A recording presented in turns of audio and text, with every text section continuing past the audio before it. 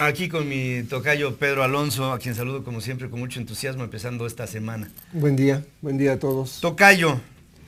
Pues los mercados han estado mostrando una debilidad derivada del temor que pues es bastante, yo diría, manifiesto sobre la debilidad de la economía global, y no solamente de la debilidad, sino de la posibilidad de que se debilite más, ¿no? O sea, la frase lapidaria del Papa sobre esto es una tercera guerra mundial. Yo cuando escuché esa frase dije, uy, los mercados el lunes. Fíjate que hoy no están reaccionando mal. Yo creo que, simplemente creo que es una reacción momentánea, ¿no? En Europa, que pues tendría que haber sido el lugar más afectado, en teoría, pues sí hubo una baja, pero nada del otro mundo, y yo hace rato los mercados en Estados Unidos están subiendo razonablemente bien el día de hoy, pero pues digamos que en las pasadas 2 semanas el Standard & Poor's ha bajado, después de haber tenido un alza que comentamos aquí muchas veces, o varias veces, el Standard & Poor's ha bajado pues casi 15%, diría yo, y por ejemplo, el mercado mexicano pues ha bajado casi 30%. La razón, como digo, en el fondo debe estar ahí, la debilidad de la economía global, que además da señales de estarse debilitando. Europa la semana pasada publicó su dato de crecimiento del tercer trimestre, y este fue de 0.3%, que es muy poco, pero más allá del 0.3 es que en los trimestres previos había sido 0.5, 0.4, 0.3, entonces pues es claramente que se está desacelerando la economía. Ayer, hace rato se mencionaba aquí, ayer es un decir, en el lunes japonés, pues se publica el tercer trimestre japonés, que cae la economía 0.8%, técnicamente la economía de Japón está en recesión, ¿no? La economía de Japón es la tercera economía del mundo, o sea, no hay que perderlo de vista, ¿no? Y bueno, ya sabemos lo que está pasando en China, etcétera. Entonces los temores no son infundados, vamos a decirlo así, ¿no? Paralelamente a esto, o como parte de esto, pues sabemos hay una caída muy importante en los precios de las materias primas.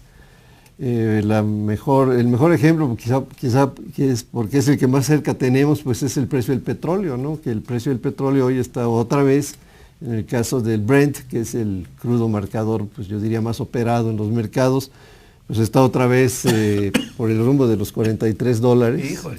¿Y el nuestro? Y en 33.91, una cosa así. O sea, el trancazo es terrible, ¿no? Terrible. Para todos. A algunos nos pega más y a otros les pega menos, pero el golpe es importante. Y como hemos comentado aquí en otras ocasiones, pues resulta que las materias primas afectan fundamentalmente a los mercados emergentes, a las economías emergentes, que hoy, sumadas y agarradas de la mano, pues ya son casi el 50% de la economía del mundo. O sea, no estamos hablando de unos cuates que están ahí perdidos en alguna parte del mapa. El mapa cambió de forma, estimados amigos. Cambió de forma porque, bueno, hoy las economías emergentes somos economías muy pesadas, ¿no? Y bueno, desde luego Estados Unidos, que tiene un dinamismo interesante, pues no es invulnerable. Eso es lo que al final los mercados ven, ¿no? Quizá otra cosa que se está viendo en esta situación es que las medidas que se han venido usando, que pues ciertamente han sido fuertes, al final del camino apenas, por ejemplo en el caso de los Estados Unidos, después de muchos años, de 6 años, no hay que olvidar que por ejemplo Estados Unidos empieza con esta historia de los apoyos monetarios, el famosísimo QE, el Quantitative Easing, que es aumentar el nivel del crédito en la economía para bajar la tasa de interés, fomentar el consumo, etcétera, etcétera. Pues empezó en el 2009. Y yo diría que recién en los últimos 2 años la economía de Estados Unidos llega a un cierto nivel de normalidad, o sea, crecer con estabilidad, etcétera. O sea, con la decisión de haber aumentado el crédito primario, como le llamamos, el que hace el Banco Central, los que hacen el dinero, ¿no? Lo aumentaron hasta que llegó al 25% del tamaño de la economía estadounidense, que es una barbaridad. Bueno, con todo eso, tardaron varios años, como digo, en llegar a una situación razonablemente estable. Bueno, Japón empezó después, Europa recién empezó este año. Entonces, las medidas que se han venido tomando pues no son café instantáneo. O sea, lamentablemente la política económica no funciona así. Ojalá y funcionara, que le echara uno al agua y ahí está el café. Pues no, tienen su dinámica, su tiempo y por supuesto sus efectos diferentes porque cada economía es diferente, ¿no? Yo creo que la secuela que nos ha dejado, la principal secuela que nos ha dejado esto que ahora llamamos ya en todos lados la gran recesión, que es la caída de la economía global del 2008-2009, esta gran recesión yo creo que lo que nos deja son dos cosas muy claras. Una es que la globalidad sí existe, sí estamos realmente interconectados. Y dos, que globalidad por ningún concepto significa igualdad, ¿no? O sea, a mí me parece que todo mundo, como digo, a su tiempo, en su manera, intenta medidas parecidas a las que han sacado Estados Unidos, a la que Inglaterra la tienen razonablemente en buen estado, pero bueno, no todas funcionan al mismo tiempo, ¿no? Ni igual. Entonces esto a mí me parece que, como digo, sí justifica esta preocupación que se muestra en los mercados, ¿no? En nuestro caso, yo diría que además, ¿verdad?, a esta situación global hay que agregar dos puntos importantes. El primero es que somos una economía emergente y que en momentos de tensión, pues como solemos ver, ya lo sabemos bastante, ¿verdad?, lo hemos visto muchas veces, por más que uno trata de diferenciarse, uno está en el mismo saco en donde nos corresponde, ¿no? Entonces, en el mismo redil.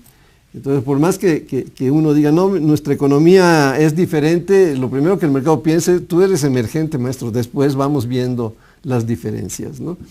Esa es una. Y la otra es que no tenemos buenos resultados. O sea, es muy difícil decirle a la gente que piense otra cosa que lo que la realidad le está diciendo, ¿no? Yo usaba el otro día en una de mis columnas un ejemplo, ¿no? Yo mido 1,70, ¿no?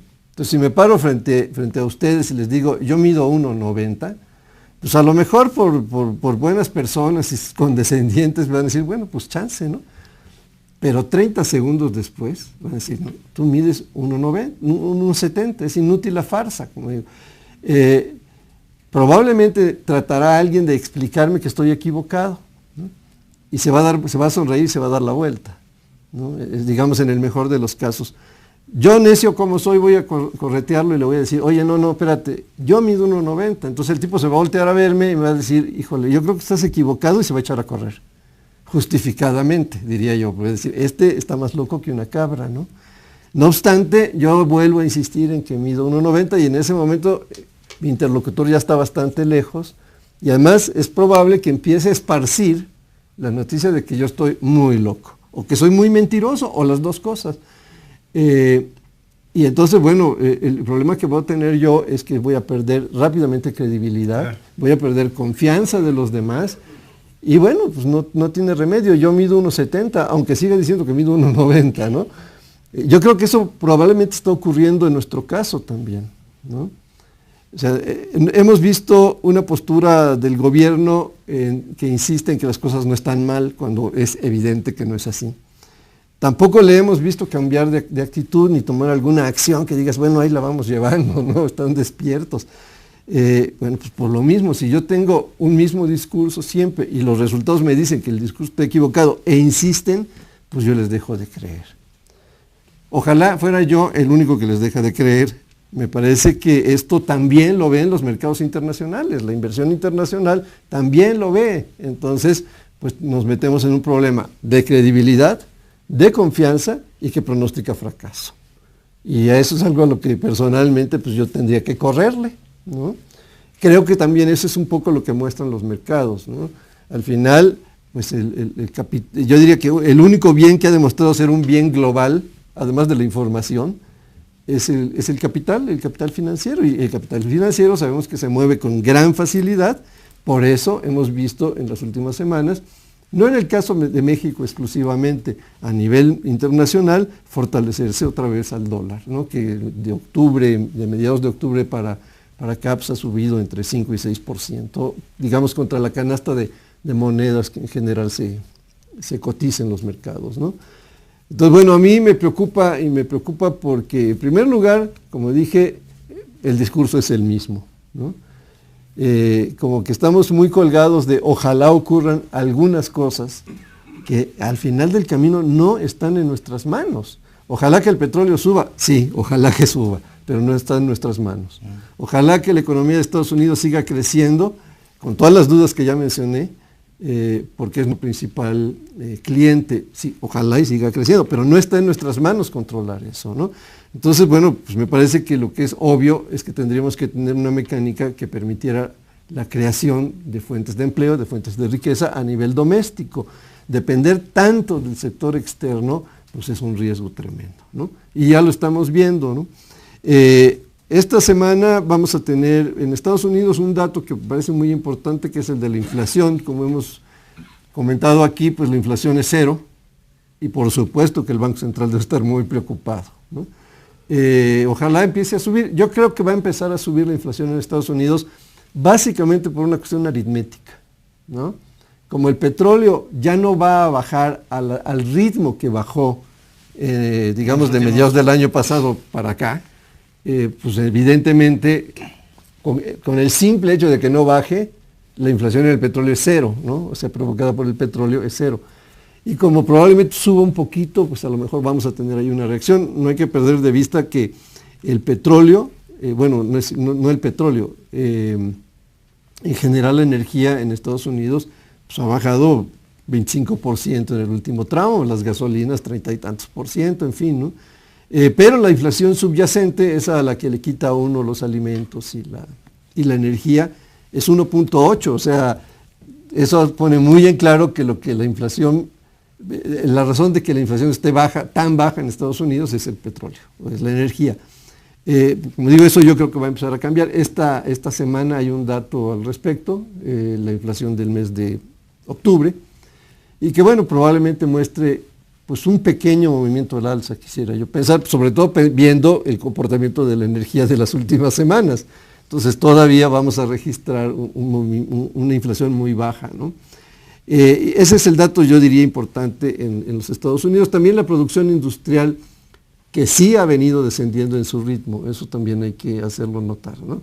O sea, lo que está pasando en otras partes del mundo también está golpeando a los Estados Unidos, no tiene remedio. Ahí decididamente pues el consumo manda, pero la producción industrial también es muy importante, y para nosotros es mucho más importante que para otros, por lo que decía yo hace un rato, ¿no? Somos el vendedor de partes automotrices o de automóviles o de electrodomésticos o de equipo de cómputo, etc. Somos muy importantes. Entonces allá, si la economía se detiene, pues evidentemente eso nos va a golpear, ¿no? Y ya lo está haciendo, y lo está haciendo porque los datos de la industria nacional pues lo muestran. El crecimiento industrial del país este año, en los primeros 9 meses del año, es 1.2%, ¿no?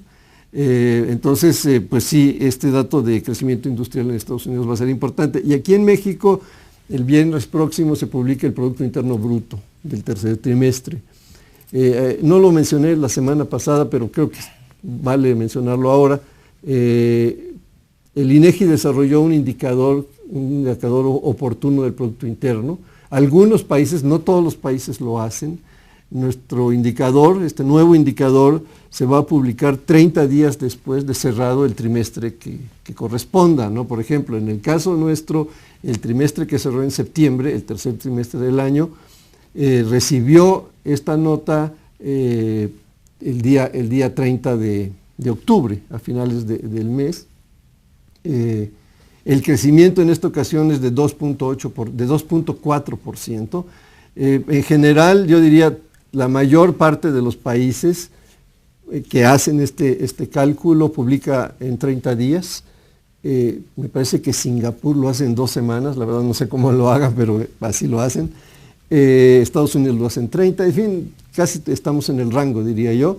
Este nuevo dato pues se construye teniendo 2 meses del trimestre conocidos, a partir del indicador global de actividad económica, y se utilizan los primeros 15 días, se usan cifras reales de cerca del 80% del PIB, y se estima la última parte del mes. entonces es bastante cercano. A mí que me dedico a estas cosas, pues sí me ayuda y me da gusto que hagamos ese tipo de cosas. Esta vez pues el dato sale 2.4%, debe estar alrededor de eso, que bueno, considerando los primeros trimestres de este año, pues seguramente la estimación al año va a quedar sobre los 2.3, una cosa por el estilo, ¿no? ¿Tú crees que ahí queden? Yo creo que sí. Sí, no mucho más, no tiene por qué haber cambio. Como digo, algunos indicadores indirectos, ¿no?, que estamos viendo, pues la industria... Ya te lo están marcando. Pues sí están hablando de eso, ¿no? Sí. Entonces, bueno, estos son los datos de esta semana. Hoy no hay mercados en México, no hay actividad financiera. Mañana muy probablemente vamos a seguir a los Estados Unidos, dependiendo de cómo termine hoy, que no creo que vaya a haber demasiado cambio en lo que vivimos en los primeros minutos de este día. Bueno, pues ahí está. Estamos a ya unas cuantas, ya no sé. Yo ya vi arbolitos de Navidad por todas partes y esferitas y buenas intenciones. Y en ello está el reto de el bienestar, el reto de crecer, pero no solamente como país, sino de hacer que el crecimiento venga de lo individual a lo particular, a lo general, ¿no? O sea, de tu bolsillo al bolsillo del país. Y en ello sí creo que hay un compromiso en el que se tendrán que reconsiderar algunas relaciones entre los que trabajan y los que disponen del trabajo, haciendo de esto una economía más solidaria. Y no creo que, espero no suene hueco lo que le estoy diciendo, pero yo creo que sí tiene que ver muchísimo, y ahí está involucrado en gran parte el futuro de un país que quiere vivir mejor, con una clase media consolidada, sólida, importante, con responsabilidades, pero también con algunos derechos, ¿no?, fundamentales, que pareciera no están siendo tan observados ahora. Vamos a ver qué es lo que pasa. En el 2016, que será un año... Yo creo que todavía muy complicado. Básicamente porque nos están haciendo falta pues esos recursos que decía yo, ¿no? O sea, el petróleo mexicano valía $100 el barril hace un rato, digo, hace un año y pico. Hace ¿no? un año y Entonces, 3 meses. la caída es 65%. Y bueno, pues cada quien que se ponga en su propio bolsillo, ¿no? Si te cae el 65% de los ingresos rápidamente, pues es terrible, ¿no? Terrible. A nivel nacional no es menor la cosa, ¿no? Terrible, terrible, terrible. En fin, gracias, Tocayito. Al contrario, gracias a ti. Decir que un total de 23 personas han sido detenidas en un extenso operativo de fuerzas de seguridad francesa que se han realizado en 19 del centenar de departamentos o municipios en Francia, al amparo de la ley de emergencia decretado el viernes pasado, facilitando cateos domiciliarios sin necesidad de orden de un juez. Esto lo dice el ministro del Interior de Francia. Hay un nuevo video difundido hoy en donde el grupo terrorista Estado Islámico advierte que todos los países que participan en la coalición que bombardea sus posiciones en Siria y en Irak correrán la misma suerte que Francia.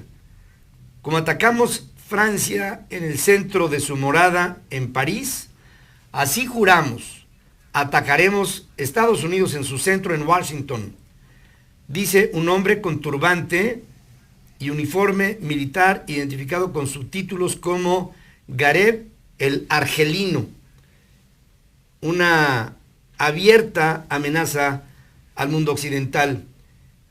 Excepto el New York Stock Exchange, los demás índices de la Bolsa de Valores de Nueva York abrieron hoy con pérdidas superiores al 1%, producto del impacto financiero ejercido en los mercados luego de los atentados del viernes. El mercado neoyorquino además operaba con números rojos este lunes, en espera de reportes de inflación ya dada y producción industrial en Estados Unidos mañana martes, y del contenido de las minutas de la Reserva Federal de los Estados Unidos del próximo miércoles. Las principales bolsas de valores de la región Asia-Pacífico cerraron hoy operaciones con pérdidas ante la incertidumbre generada por los ataques terroristas del viernes, en París, que dejaron 132 muertos y 350 heridos hasta el momento. Y como decía Pedro Alonso en un principio de su intervención, sí ha habido una pérdida de valor en los mercados, mas esta pérdida no ha sido así, dirían, catastrófica, pero también fueron afectadas por el informe del retroceso de la actividad económica en el Japón, que en el tercer trimestre retrocedió, como ya les informaba Pedro, un 0.2, sumándose al 0.4 negativo del trimestre anterior, lo que implica ya que la tercera economía del mundo oficialmente, podemos decirle, se encuentra en recesión. La economía japonesa no acababa de levantar cuando ya está otra vez, dirían en la lucha libre, en la lona. Vamos a un corte. Aquí regresaremos con más información.